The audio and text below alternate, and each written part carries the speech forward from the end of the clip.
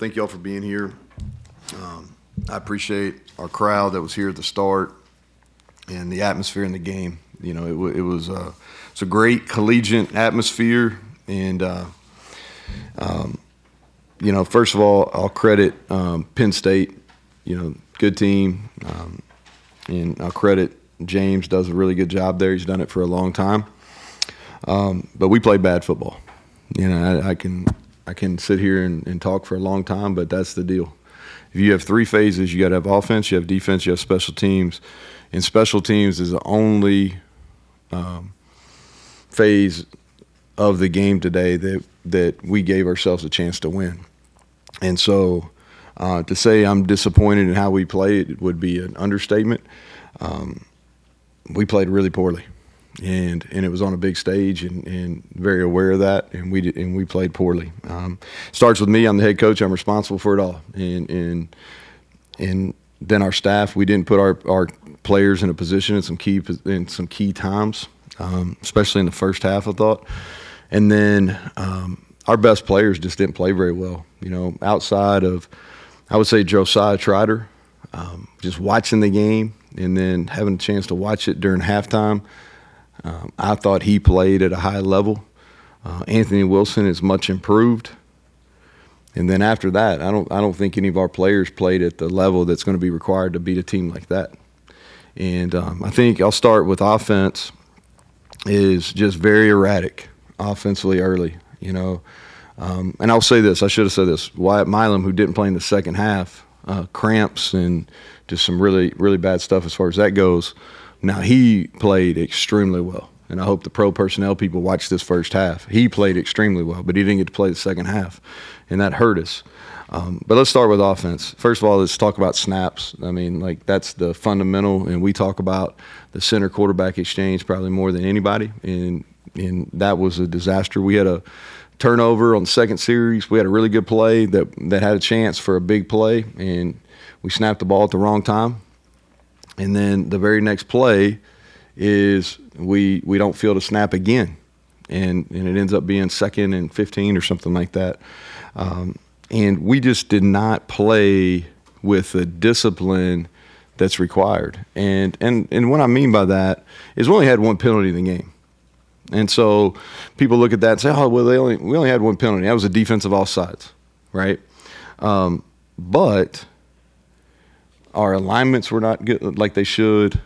On offense, we cut some routes short. We didn't do a very good job in some communication things. And again, we're a veteran group. And so my expectations for this group is extremely high, and we didn't come close to meeting those expectations today.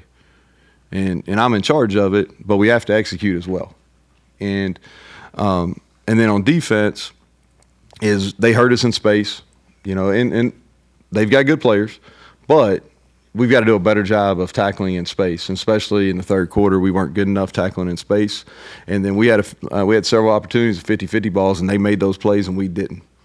And we should have had them in a better spot at the end of the first half too. You know, that should never happen with 32 seconds to go.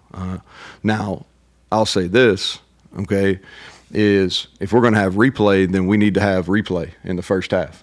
And so I want some explanations on that, because having the ability to watch the video at halftime, and we had that long break, the lightning delay, so I really watched every play of the first half, and I don't understand. So I'm going to have to get some explanation on that, because you have replay, so plays get checked. The touchdown at the end of the first half, the ball looked like it was moving, and it never went to replay. So why do we have it? I don't understand how we have it if it never goes.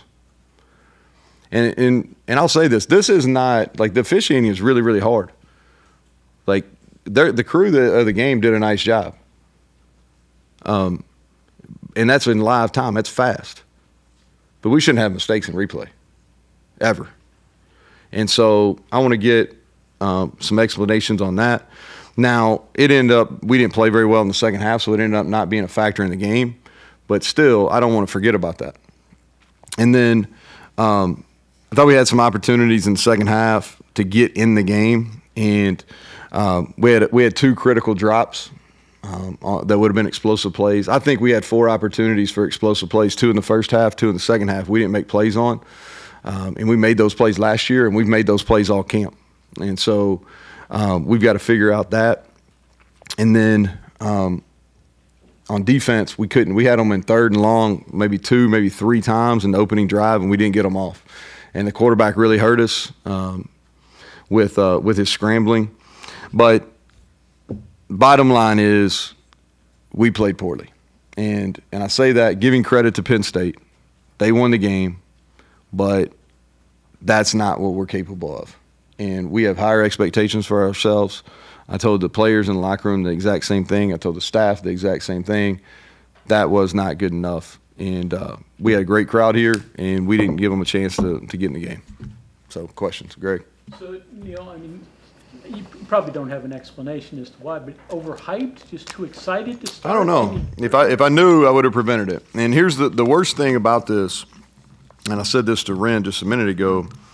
When you see this coming, you can do something about it. But especially offensively, we got a veteran group. There should not have been this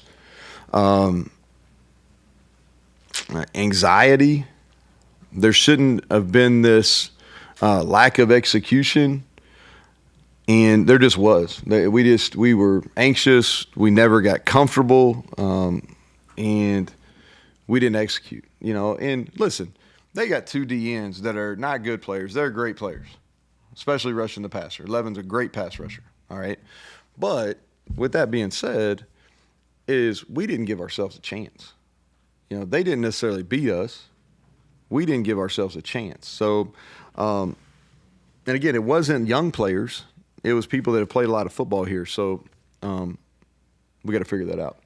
Coach, on that drive right before half and really throughout the game, what did you see as far as your defensive backs judging the ball, maybe making mistakes? Yeah, not good enough. I thought it was offensive PI on the big play, and after watching on film, I think no question about it, it was offensive PI. Anytime you have 2 hands and you push it, Aubrey got into him first, but there was 2 hands extension, and that's the definition of offensive pass interference. But with that being said, Aubrey didn't play in his correct coverage lane. We were in a cover 2. That ball was complete on the seam, and we were in cover 2. That should never. That half field should never happen, and it was an unbalanced look. And they do a bunch of junk stuff, and that's fine. And we worked all that stuff. They were very similar to what they did at Kansas, and so we were prepared for all the stuff that we saw. And then the call that you as a coach you go I don't know. We wanted to be aggressive in the game, and we played man coverage, and they called a go ball. On the last play. If we had to do it over again, we probably played some zone and made them throw it underneath. But I'm not sure that was a catch. And I'm really not sure after watching it. And the fact that it wasn't even taken to review, I don't understand. Somebody above me is going to have to – I got to get an explanation on that. Is it serious for Wyatt? Nah, he locked up. We tried everything, and he could not. And it's disappointing because there's nobody on our football team that's more prepared. He's the first one in the building from a player standpoint. Every day he does all the recovery stuff. He hydrates, he eats, he sleeps, and he went into just full body cramps. And never done that before. Now he's a sweater. It was really hot. Obviously intense game. He had an opportunity to go against 11 and 33. Thought he really, really did well. Like I said, I was able to watch the first half, and I thought he did exceedingly well. He got banged up. He came back and played in the second half. Probably wasn't as effective in the second half. What do you think led to the miscues with the snaps at center? Obviously, it happened once, maybe. It wasn't the center. Yeah, it wasn't the center. That's not the center. What do you think led to it? Hell, Mike, if I knew, I would have told you. We didn't have those issues in practice. I'm not, and that's a quality question. I'm not being offensive to you. I mean that, but extremely frustrating. Extremely frustrating. We're a team. We motion and shift a bunch. And it hurt us because we had some really good things to get them, and they didn't adjust to us very well early on. But the 2 bad snaps we were going to have real positive plays. And we want to be a group that motions and shifts, and that's kind of what we do. But when we had those snaps, we got away from it, because obviously we weren't able to handle it. And so we had to get away from our game plan a little bit there till we got back on track, which we did. But no, we hadn't had those issues. If we had those issues, we wouldn't run those style plays. Does that make sense?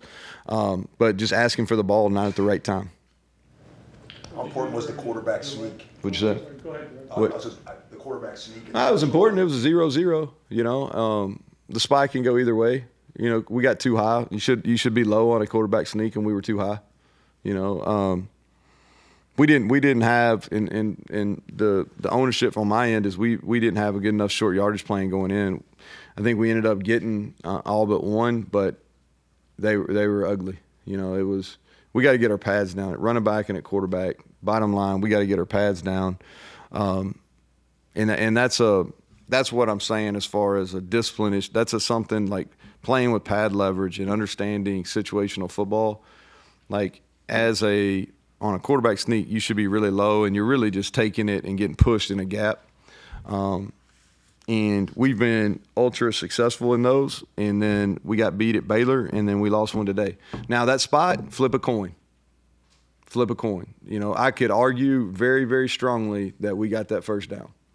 And I could argue with it being on the replay. And I saw the exact same replay, and I could argue very, very strongly that was a first down.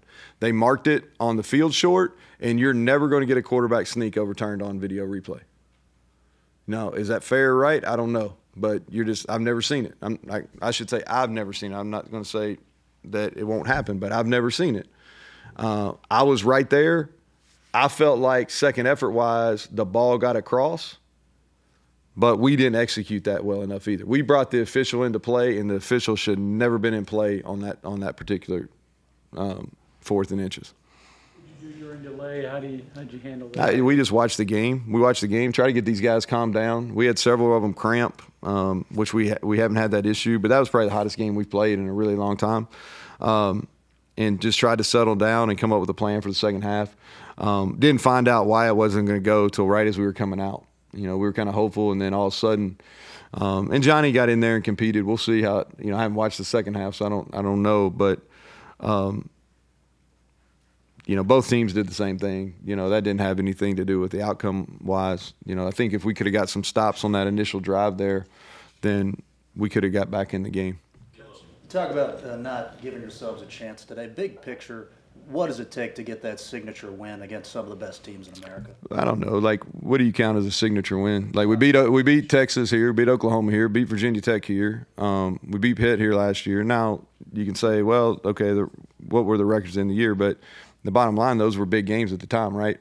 And so what I'll say is we didn't win today, you know. And was it a big game? Absolutely, it was a big game. You know, like everybody was here, Fox was here, it was a big game, and we didn't produce. We were not productive. Now, was it because it was a big game? I don't know. Was it because it was the first game? I don't know. If I had the answer on that, then we wouldn't be in this position here. But we didn't play good enough, and it would have mattered. You know, Penn State is really good. They'll have a chance to make the playoff, and I wish them the best. But it could have been a number of teams today, and we put not quality football on Milan Pushkar Field today, Mountaineer Field. Neal, your personnel and packages and everything that started the second half looks like new people, new spots. Do you guys kind of do a makeover at halftime? No. Some of that was by necessity, not necessarily because we were choosing to do that. So we had some injury stuff, yeah, and then Aubrey got hurt there early in the third quarter, and so we kind of had to retool what we were doing. We had another secondary guy go down, and so yeah. And we've had a really healthy camp. We didn't have a single injury during camp. That nobody got hurt during camp that missed this game, and then we had several. We had several in this game. And then the other long touchdown, it seemed like, I don't know, maybe just a miscommunication, but short catch and run that just pull away from guys. That was miscommunication. You talking about the one we got down or the touchdown? Short slant, the first one for Wallace. Yeah, so they ran a switch concept. So they caught us. Good scheme by them. They caught us, and we didn't do a very good job communicating. We were in a man look, and they just ran a corner post, and the post came open. Yep, and good concept by them. Not good communication by us. And it was a catch and run on that first one. Neal, you mentioned Burks being out of position a little bit. Obviously, a new role for him. Yeah, he was playing deep safety on that one, though, Mike. Okay, but just in general with him, because Jordan did allude to a little bit that if things weren't going well, that maybe he would have to switch back or whatever's best for some of his Is that part Well, of- so what we were doing? No, we were just playing like we were doing it personnel based. So he's playing deep safety in 12, and then Rodney was playing some in our nickel package, and then it got a little fast for him defensively, and so we put Aiden Garnes there, and then moved moved Aubrey back. So it was going into the game. We were going to do it from a package standpoint. It's nothing that happened within the game. What did you make of Gary Green's performance today? Not good enough. And I love the kid, and he'll bounce back. He'll play way better tomorrow, or on Saturday, I should say, this coming week. But he didn't play good enough, and he knows it. And nobody's more disappointed than him. And I believe in the kid. I believe in what he's about. I believe in his preparation, but he just didn't perform well enough today. And he'll be back, and he'll play better. And next time we're on this type of stage, he'll play a lot better football. What happened on those plays on the third downs? There were multiple third downs that Drew Aller picked up by scrambling and running. So what do Yeah. what So- do you try to implement to prevent that? Yeah, so two things. First of all, on the edge, you lose contain, and that's a discipline issue.